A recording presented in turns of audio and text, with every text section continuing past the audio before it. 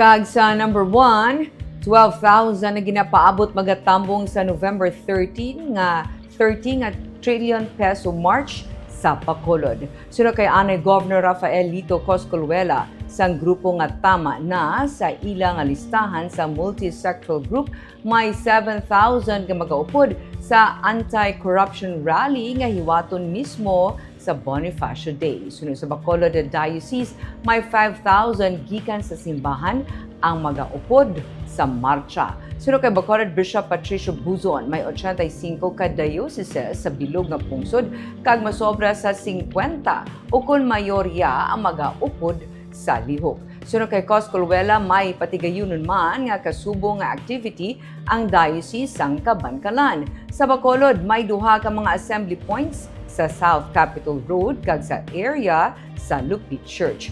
Mga 12:30 magasugod tipon kag 1:30 naman sang hapon magasugod ang marcha padulong sa replika sang Government Center sa Public Plaza.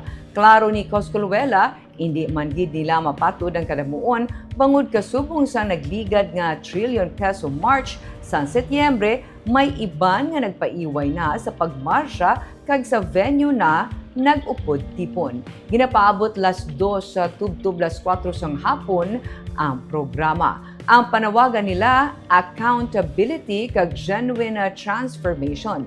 Ilang ginapakamalaot ang nagakatabo nga massive corruption nga naglamon sa sistema sang gobyerno. Sunod kay Bishop Virgilio Amihan Jr. sa Iglesia Filipina Independiente, inyang nga magpanindugan kontra korupsyon. Panawagan nila ang maid-id kag impartial nga investigasyon sa korupsyon nga natabo sa mga public works kag government projects kasubong man sa abuso sa public funds. Sunod kay Coscolluela, dapat nga may mapreso. Sunod kay Bishop Buzon, malawig ang proseso, gani dapat may pasensya man. Nagapati siya nga mayara sa gihapon sang paglaw. Farm workers already scarred by militarization, urban poor mothers who skip meals just to feed their children, fisher folk whose nets are shredded by commercial vessels, youth whose classrooms are computer shops, church volunteers who run feeding programs because of the state has defaulted on its duty, and will march, light candles, beat pots and pans, and declare a people's tribunal against bureaucratic corruption.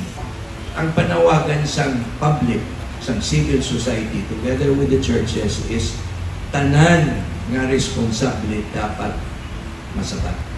No? Kag kung pwede, madasig nga proseso, kag mapriso kung sino man ang angay prisohon. No? So let us be clear about that. Bisan wala kita nagamit lang sa specific name sa karon, because we know this is subject to due process and rule of law. We are saying no exception. And that's precisely why we want to have this movement sustained, because we want to save this very much valued freedom. Now the ICIPN, and then all these venues for accountability are in place. So not only we try to help preserve them and sustain the movement, let's be patient also. As I said, there is hope. At least hindi nagawa. Sabi, dugay naman eh.